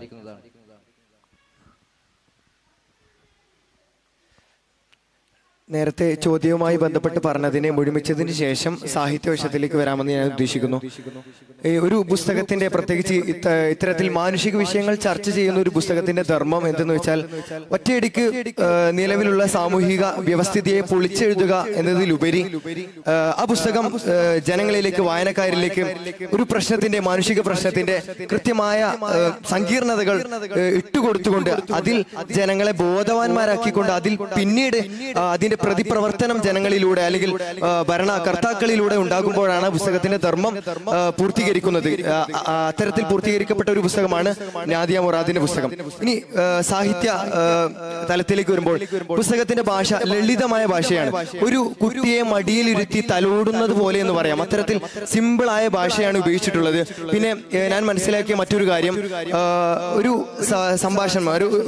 സംഭാഷണം കഴിഞ്ഞാൽ ഈ ഒരു സംസാരിച്ച വ്യക്തി അല്ലെങ്കിൽ കേട്ട വ്യക്തി അല്ലെങ്കിൽ ആ ഒരു തീം, ആ ഒരു സാഹചര്യത്തിലൊക്കെ ഓരോ വ്യക്തികളുടെയും മനസ്സിനകത്തുണ്ടാകുന്ന മനസ്സിന്റെ ഉള്ളിൽ ഉണ്ടാകുന്ന ചിന്തകൾ, അവിടെ സന്ദേഹങ്ങൾ, അവരുടെ ആശങ്കകൾ എല്ലാം തൊട്ടടുത്ത പാരഗ്രാഫിൽ തന്നെ തൊട്ടുടനെ തന്നെ കൊണ്ടുവരുന്ന ഒരു രീതി ഈ ഒരു രചയിതാവ് കൊണ്ടുവന്നു എന്നുള്ളത് വളരെ മനോഹരമായിട്ട് ഞാൻ മനസ്സിലാക്കുന്ന ഒരു കാര്യമാണ്. ഒരു സംഭാഷണം അതിന് തൊട്ടുടനെ തന്നെ വിശാലമായ രീതിയിൽ ആ ഒരു കഥാസന്ദർഭത്തെ മനോഹരമായി ആവിഷ്കരിക്കുക എന്നുള്ളത്. ഇവിടെ നേരത്തെ സാഹിത്യത്തിന് അദ്ദേഹം പ്രയോഗിച്ച ആവർത്തന വിരസതയെക്കുറിച്ച് സംസാരിക്കുകയുണ്ടായി. എന്നിരുന്നാല് ഓരോരുത്തരുടെയും കഥ പോലെ, ഓരോരുത്തർ കഥ പറയുന്ന പോലെ വളരെ മനോഹരമായ രീതിയിൽ ഇതിന്റെ സാഹിത്യത്തെ ഇവിടെ ആവിഷ്കരിക്കുകയാണ് അദ്ദേഹം. നേരത്തെ ചോദിച്ച ചോദ്യത്തില് ഓരോ ഒരു ഹൃദയസ്പർശിയായ ഓരോ വിഷയങ്ങൾ, അതിൽ ഒന്നു മാത്രം പ്രധാനമായി എടുത്ത് പറയാൻ പറ്റേണ്ടതല്ല. അതിലുള്ള ഓരോരുത്തരുടെ ജീവിതവും വളരെയധികം മനുഷ്യത്വം നിറഞ്ഞതും അവരുടെ എക്സ്ട്രീം ലെവലാണ് അവർ അതിൽ പ്രയോഗിച്ചിട്ടുള്ളത്. തന്റെ അനിയൻ ചെയ്ത ആ സഹോദരിയോട് ചെയ്ത തെറ്റിന് എത്രമാത്രമാണ് ആ റാഹിനയെ ആ തീവ്രവാദി IS ക്യാമ്പിൽ നിന്ന് അദ്ദേഹം പുറത്തു വരുത്തിക്കുകയും അദ്ദേഹത്തെ വളരെയധികം ചെയ്തതുകൊണ്ട് അദ്ദേഹത്തോട് ചോദിക്കുന്നുണ്ട്, എന്തുകൊണ്ടാണ് നിങ്ങൾ അതിൽ നിന്ന് എന്നെ മാത്രം പുറത്തെടുത്തത് എന്ന് ചോദിച്ചപ്പോ എന്റെ സഹോദരൻ ചെയ്ത തെറ്റിന് ഞാൻ ഇത്രയെങ്കിലും ചെയ്യണ്ടേ എന്ന് അദ്ദേഹം അവിടെ അവകാശപ്പെടുന്നുണ്ട്. അത്തരത്തിൽ വളരെയധികം ഹൃദയസ്പർശിയായിട്ടുള്ള ഒരർത്ഥത്തിൽ അഭയാർത്ഥികളെ കുറിച്ച് മാത്രം പറയുന്നതിൽ അപ്പുറം മനുഷ്യരുടെ കാരുണ്യത്തിനെയും സ്നേഹ സ്നേഹത്തെയും ചൂണ്ടിക്കാണിക്കുന്ന തരത്തിൽ എത്രത്തോളം ഒരു മനുഷ്യന് ഒരു സോഷ്യൽ വർക്കറുടെ ഉപയോഗങ്ങൾ എങ്ങനെയൊക്കെയാണ് എന്നുള്ളതും അദ്ദേഹം അതിൽ വരച്ചു കാട്ടുന്നുണ്ട്. അങ്ങനെ വ്യത്യസ്തരായ ആളുകളുടെ കഥകളിലൂടെയാണ് അദ്ദേഹം അതിനെ അവതരിപ്പിക്കുന്നതിലൂടെ അതിലുള്ള ഒരു ആവർത്തന വിരസതയായി അനുഭവപ്പെടുന്നതായിരിക്കും. I feel no peace. Rohingya fleeing over rivers and seas. Kabir അഹമ്മദിന്റെ പുസ്തകമാണിത്. ഈ പുസ്തകവുമായിട്ട് നിഷ്കാസറെ താരതമ്യം ചെയ്യുമ്പോൾ ആ പുസ്തകത്തിൽ ഒരുപാട് റോഹിംഗ്യയാണ് പ്രമേയമായി വരുന്നത്. എന്നാൽ നിഷ്കാസറിൽ റോഹിംഗ്യയും ISISഉം മറ്റൊരുപാട് പുസ്തകങ്ങൾ പ്രമേയമായി വരുന്നുണ്ട്. ഇനി വേൾഡ് ലിറ്ററേച്ചറിലേക്ക് നമ്മൾ താരതമ്യം ചെയ്യുമ്പോൾ അബ്ദുൾ റസാഖ് ഗുർണയുടെ ദ പാരഡൈസ് എന്ന പുസ്തകമുണ്ട്. അദ്ദേഹം ഒരു കുടിയേറ്റക്കാരനാണ്, ഒരു അഭയാർത്ഥിയാണ്. അപ്പോൾ അദ്ദേഹം കൃത്യമായി അനുഭവിച്ചിട്ടുണ്ട് എന്താണ് അഭയാർത്ഥത്തിന്റെ നൊമ്പരം. അത് വാക്കുകളെ ആവാഹിക്കുന്നത് വളരെ മനോഹരമായിട്ടാണ്. അതുപോലെ തന്നെ ആഫ്റ്റർ ലീവ്സ് ആ പുസ്തകത്തിലും വളരെ അതിശീഘ്രമായിട്ട് അദ്ദേഹം ആ നൊമ്പരത്തെ വരച്ചിടുന്നുണ്ട്. പിന്നെ ഈ പുസ്തകം മറ്റൊരു രൂപത്തിലേക്ക് പോവുകയാണെങ്കിൽ ഈ പുസ്തകം സമൂഹം ആവശ്യപ്പെടുന്ന ഒരു രചനയാണ്. എന്താണ് മതരാഷ്ട്രവാദം, എന്താണ് സലഫിസം? ഇന്ന് നമ്മുടെ സമൂഹത്തിൽ പലർക്കും അറിയില്ല എന്താണ് സലഫിസം എന്ന്. ആ രൂപത്തിൽ നോക്കുകയാണെങ്കിൽ സലഫിസത്തെ കൃത്യമായിട്ട് പറഞ്ഞു കൊടുക്കുന്നുണ്ട്. കബീർ ജാബിർ അജ്മീറിൽ പോയി ദുആ ചെയ്യുമ്പോൾ അവിടെ എന്താണ് ഇസ്തിഗാസ, എന്താണ് മതരാഷ്ട്രവാദം, എന്താണ് ഇസ്ലാമിന്റെ യഥാർത്ഥ രൂപമെന്ന് ആ പുസ്തകത്തിൽ പറയുന്നുണ്ട്. അതുപോലെ തന്നെ മറ്റൊരു രൂപത്തിലേക്ക് നോക്കുകയാണെങ്കിൽ ഇസ്തിഗാസ പലർക്കും ഇന്ന് അറിയില്ല. നമ്മുടെ സമൂഹത്തിന് ഏറ്റവും വലിയ പ്രശ്നം അതാണ്. പലർക്കും അറിയാതെ അവർ ഇങ്ങനെ പറയുകയാണ്. ആ അവസരത്തിൽ ഇസ്തിഗാസ എന്താണെന്ന് യഥാർത്ഥ രൂപത്തിൽ നിഷ്കാസയോടെ വരച്ചിരുന്നുണ്ട്. അതുപോലെ തന്നെ യുദ്ധങ്ങളിൽ പ്രവാചകൻ മരങ്ങളെ പോലും വെട്ടിമുറിക്കരുത്, അതുപോലെ സ്ത്രീകളെയും കുട്ടികളെയും കൊല്ലരുതെന്ന് പറയുന്നുണ്ട്. അത് നിഷ്കാസറിൽ പറയുന്നുണ്ട്. അങ്ങനെ ISISന്റെ യഥാർത്ഥ മുഖം ഇസ്ലാമികമല്ല എന്ന് പറഞ്ഞുകൊണ്ടാണ് ആ പുസ്തകം അവസാനിക്കുന്നത്. ഇത് കാലം ആഗ്രഹിച്ച ഒരു രചനയാണെന്ന് പറഞ്ഞുകൊണ്ട് അതുപോലെ തന്നെ പ്രബോധനത്തിന്റെ ഏറ്റവും ഉത്തമമായ രീതിയാണ് ഇത്തരം പുസ്തകങ്ങളെന്ന് പറഞ്ഞുകൊണ്ട് വാക്കുകൾ നിർത്തുന്നു. ഇത് മലയാളികളുടെ വായനാ സംസ്കാരം ഇന്ന് തിരുത്തെഴുതപ്പെട്ട ഒരു കാലമാണ്. ഇന്ന് ബെസ്റ്റ് സെല്ലറുകളുടെ പട്ടിക എടുത്തു നോക്കുകയാണെങ്കിൽ അതിൽ ഏറ്റവും മുൻനിരയിൽ ഇടം പിടിക്കുന്നത് കള്ളന്റെ ആത്മകഥയും കൊലപാതകയുടെ ജീവചരിത്രമൊക്കെയാണ്. അതേപോലെ തന്നെ പച്ചക്ക് അശ്ലീലങ്ങൾ പറയുന്ന കൃതികളൊക്കെ ഇന്ന് വളരെയധികം വിപണിയിൽ സുലഭമായി വിറ്റഴിക്കപ്പെടുന്ന ഒരു കാലമാണ്. അത്തരം ഒരു കാലത്ത് യഥാർത്ഥ സാഹിത്യധർമ്മത്തെ നിർവഹിക്കുന്ന പുസ്തകമായിട്ട് ഇതിനെ വിലയിരുത്താൻ സാധിക്കുന്നുണ്ട്. അതോടൊപ്പം തന്നെ ഇതിൽ ആവർത്തിച്ചു വരുന്ന ചില കെട്ടിക്കൊടുക്കപ്പെട്ട സാഹിത്യങ്ങൾ അത് തീർത്തും ഒരു നോവലുകൾ വായിക്കാൻ അധികം താല്പര്യപ്പെടാത്ത ആൾക്ക് അത് ഒരു അരോചകമായിട്ട് തന്നെ തോന്നുന്നുണ്ട്. പിന്നെ ചർച്ച എന്ന നിലക്ക് ചർച്ചയുടെ മൗലികതയെ പരിഗണിച്ചുകൊണ്ട് നേരത്തെ ഇദ്ദേഹത്തോട് ചോദിച്ചിരുന്നു ഈ ഭീകരന്റെ ഉള്ളിലുണ്ടാവുന്ന അലിവിനെ കുറിച്ച്. അത് ഭീകരത എന്നത് മനുഷ്യന്റെ ഉള്ളിലുണ്ടാകുന്ന കേവലം വേഷപ്പകർച്ചകൾക്ക് മാത്രം പറയാൻ പറ്റുന്ന ഒരു നാമം മാത്രമാണ്. അല്ലാതെ ഒരു വ്യക്തിയെ വിശേഷിപ്പിച്ചെടുത്തുകൊണ്ട് ഇദ്ദേഹത്തിന്റെ പേര് വിളിച്ചുകൊണ്ട് ഭീകരൻ എന്ന് നാം അഭിസംബോധന ചെയ്യാറില്ല. അതിൽ നിന്നും പൂർണ്ണമായും മനുഷ്യന് മുക്തമാകാൻ സാധിക്കുമെന്നും അത് കേവലം ചില സമയങ്ങളിൽ ഉണ്ടാകുന്ന സാമൂഹിക സന്ദർഭങ്ങളാണ് അത്തരമൊരു സാഹചര്യത്തിലേക്ക് വ്യക്തികളെ നയിക്കുന്നത് എന്ന് കൂടി ഈ പുസ്തകം നമ്മോട് ഓർമ്മിപ്പിക്കുന്നുണ്ട്. പ്രിയ സുഹൃത്ത് പറഞ്ഞ മനുഷ്യ നന്മ നമുക്ക് ഗ്രന്ഥത്തിലുടനീളം കാണാൻ കഴിയും. ആരെന്നറിയാത്ത ഒരു യുവതിക്ക് വേണ്ടി ജീവത്യാഗം ചെയ്ത് തീവ്രവാദികൾക്കിടയിലേക്ക് പാഞ്ഞു കയറുന്ന ബഷീർ മൻസൂർ, യാതൊരു പരിചയവുമില്ലാത്ത ഒരു ഗർഭിണിക്ക് വേണ്ടി ദേശങ്ങൾ താണ്ടി അതിസാഹസികമായ യാത്ര നടത്തുന്ന ഷരീഫ് റഹ്മാൻ തുടങ്ങിയ എല്ലാ ക്യാരക്ടറുകളിലും ഒരു മനുഷ്യ നന്മയുണ്ട്. കൂടാതെ മറ്റൊരു കാര്യമാണ്, ഈ ഒരു നോവൽ ഒരുപാട് ശരികളുടെ കഥയാണ്. അതിർത്തി കടത്താൻ നൂറാഴ്ചയെ അതിർത്തി കടത്താൻ സഹായിക്കുന്ന ഒരു സൈനികൻ, ബുദ്ധിസ്റ്റ് സൈനികൻ, അദ്ദേഹം കൈക്കൂലി വാങ്ങുന്നുണ്ട്. ഒരു സാമൂഹിക തിന്മയായ കൈക്കൂലി ഇവിടെ മനുഷ്യ ജീവനെ സംരക്ഷിക്കുന്നതിനപ്പുറം അദ്ദേഹത്തിന്റെ വീക്ഷണകോണിലൂടെ പറയുമ്പോൾ ആ നോവലിൽ പരാമർശിക്കുന്നുണ്ട് അദ്ദേഹത്തിന്റെ ജീവിത സാഹചര്യം വളരെ മോശമാണ്. അപ്പൊ അദ്ദേഹം ഈ ഒരു കൈക്കൂലിയെ ഇവരെ സഹായിക്കാനുള്ള ഒരു ഉപാധിയായിട്ടാണ് കാണുന്നത്. ഇത്തരത്തിൽ ഒരുപാട് ആളുകളുടെ ശരികൾ കൂട്ടുമുട്ടുന്ന ഒരു സങ്കീർണമായ ലോകത്തെ ഈ നോവൽ വരച്ചിടുന്നുണ്ട്. മറ്റൊരു കാര്യം, ഈ ഈ ഭാഷയുടെ സൗന്ദര്യമാണ്. ഭാഷയുടെ സൗന്ദര്യം എന്ന് പറഞ്ഞാൽ പ്രവാസത്തിന്റെ പ്രയാസം പറഞ്ഞ ബെന്യാമിന്റെ ആടുജീവിതത്തിന്റെ സമർപ്പണം പോലെ നജീബിനും ഹക്കീമിനും മരുഭൂമിയിൽ ദാഹിച്ചു മരിച്ച എല്ലാ ആത്മാക്കൾക്കും എന്നൊരു സമർപ്പണം അദ്ദേഹം പറയുന്നുണ്ട്. അതുപോലെ കഥയുടെ മുഴുവൻ ആത്മാവിനെയും ആവാഹിക്കുന്ന ഒരു മനുഷ്യ മണമുള്ള സമർപ്പണമാണ് അദ്ദേഹം കൊടുക്കുന്നത്. വേരറ്റ എല്ലാ മനുഷ്യർ. ആ ഒരു സ്റ്റാർട്ടിങ്ങിൽ തുടങ്ങി നോവലിലുടനീളം ആ ഒരു ഭാഷയിലെ മനുഷ്യഗന്ധം നമുക്ക് കാണാൻ കഴിയും. നമ്മുടെ ഈ സമൂഹത്തിൽ നമുക്ക് ആവശ്യമുള്ള പല കാര്യങ്ങളെയും പല പല സ്ഥലങ്ങളായിക്കൊണ്ട് അദ്ദേഹം വരച്ചു കാട്ടുന്നുണ്ട്. അതിൽപ്പെട്ട ഒന്നായി എനിക്ക് തോന്നിയിട്ടുള്ളത് ഈ ദഅവത്ത് എന്നുള്ളത്. ഉസ്താദ്മാർ നമുക്ക് പറഞ്ഞു തന്നിട്ടുള്ളത് ദഅവത്ത് എന്ന് പറഞ്ഞാൽ വെറും സ്റ്റേജ് കെട്ടിക്കൊണ്ട് ഇസ്ലാമിനെ മറ്റുള്ളവർക്ക് പറഞ്ഞു കൊടുക്കുക എന്നത് മാത്രമല്ല, നാം ഒരു നല്ലൊരു മനുഷ്യനായി ജീവിച്ചുകൊണ്ട് മറ്റുള്ളവരെ നമ്മുടെ മതത്തിലേക്ക് അടുപ്പിക്കുക എന്നുള്ളതും ഒരു ദഅവത്തിന്റെ ഭാഗമാണ്.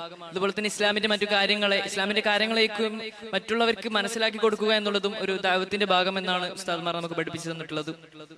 അതുപോലെ തന്നെ ഇസ്ലാമിന്റെ ചെറിയ ചെറിയ എല്ലാവർക്കും സുപരിചിതമായ പല കാര്യങ്ങളെയും അദ്ദേഹം നല്ല മനോഹരമാക്കിക്കൊണ്ട് എല്ലാവർക്കും മനസ്സിലാകുന്ന രൂപത്തിൽ അദ്ദേഹം വിശദീകരിക്കുന്നുണ്ട്. കാരണം അദ്ദേഹത്തിന് ഈ കഥാകൃത്തിന് പൂർണ്ണ ബോധ്യമുണ്ട്, ഈ ഒരു നോവൽ വായിക്കുന്നത് വെറും ഒരു മുസ്ലിം മാത്രമല്ല, മറ്റുള്ള എല്ലാ മതസ്ഥരും ഈ പുസ്തകം വായിക്കുന്നുണ്ട്. അതിലൂടെ ഇസ്ലാമിന്റെ ചെറിയ ചെറിയ കാര്യങ്ങളേക്കും അദ്ദേഹം അതിലൂടെ പറഞ്ഞു തരുന്നുണ്ട്. ഒരു ഉദാഹരണം പറയുകയാണെങ്കിൽ, കുട്ടി ജനിക്കുന്ന സമയത്ത് ചെവികളിൽ ബാങ്കും ഇക്കാമത്തും കൊടുക്കുക എന്നുള്ള കാര്യത്തെയും അതുപോലെ തന്നെ മധുരം നൽകുക എന്നുള്ളൊരു കാര്യത്തെയും അദ്ദേഹം നല്ലൊരു ഭംഗിയായിട്ട് തന്നെ അവിടെ അവതരിപ്പിക്കുന്നുണ്ട്. അതുപോലെ തന്നെ അദ്ദേഹം എല്ലാ കാര്യങ്ങൾക്കും ഓരോരോ ഡെഫിനീഷൻസ് നൽകുന്നുണ്ട്. ഓരോരോ കാര്യങ്ങൾക്കും ജീവിതം എന്നുള്ളത് മരണത്തിനും ഇതിനുമിടയിലുള്ള ഒരു സ്വർഗമാണ് ജീവിതം. അതുപോലുള്ള എല്ലാ കാര്യങ്ങൾക്കും ഓരോരോ ഡെഫിനീഷൻ നൽകുന്നുണ്ട്. സഹായം എന്നുള്ളത് അമീബ മുതൽ ആനറാഞ്ചി പക്ഷിക്ക് വരെയുള്ള ആവശ്യമുള്ള ഒരു കാര്യമാണ് സഹായം. അതുപോലുള്ള എല്ലാ ഓരോരോ കാര്യങ്ങളെയും അദ്ദേഹം ഓരോരോ ഡെഫിനീഷൻ വെച്ച് കൊണ്ട് തന്നെ നല്ല മനോഹരമായിട്ടുള്ള എല്ലാവർക്കും മനസ്സിലാകുന്ന ഒരു ഡെഫിനീഷൻ കൊടുത്ത് തന്നെ അദ്ദേഹം പറയുന്നുണ്ട് എന്നുള്ളത് എനിക്ക് വളരെ നോട്ട് ചെയ്യപ്പെട്ടതായ ഒരു സംഭവമായിട്ട് തോന്നിയിട്ടുണ്ട്.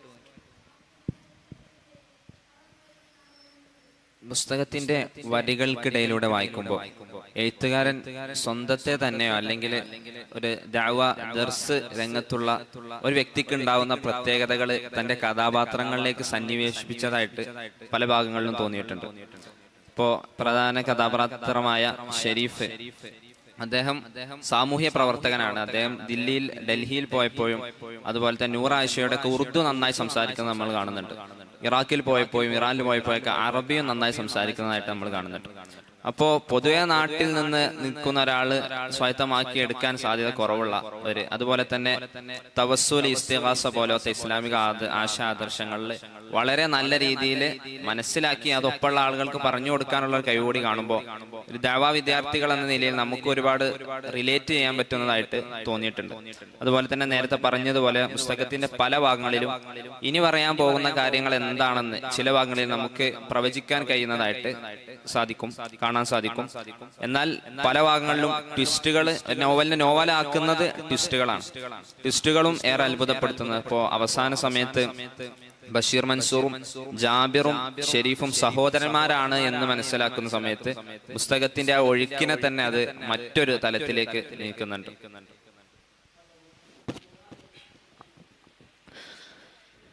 ഈ പുസ്തകം വായിച്ചപ്പോൾ എനിക്ക് തോന്നിയ പ്രധാനപ്പെട്ട ഒരു കാര്യം എന്ന് പറഞ്ഞാൽ ഈ എഴുത്തുകാരൻ ഒരുപാട് ആശയങ്ങൾ കൊടുക്കണം എന്നുള്ള ഒരു ആശയത്തിന്റെ അതിപ്രസരത്തിൽ നിന്ന് എഴുതിയൊരു പുസ്തകമാണ്. അദ്ദേഹത്തിന്റെ ഒരുപാട് തരത്തിലുള്ള മനുഷ്യ വൈകാരികത, സ്നേഹം, ബന്ധം, അദ്ദേഹത്തിന്റെ തന്നെ നിലപാടുകൾ, സെലഫിസം എന്ത്, അതുപോലെ തന്നെ നാടുകൾ തമ്മിലുള്ള വ്യത്യാസം, ഇങ്ങനെ ഒരുപാട് കാര്യങ്ങൾ ഒരുമിച്ച് ഈ ഒരു പുസ്തകത്തിലേക്ക് ഏറ്റാൻ വേണ്ടിയിട്ട് ശ്രമിക്കുന്ന ഈ ഒരു ഭാരം ശരിക്കും ഈ ഒരു പുസ്തകത്തെ കുറിച്ച് ചർച്ച ചെയ്യുമ്പോൾ നമ്മൾ അനുഭവിക്കുന്നുണ്ട്.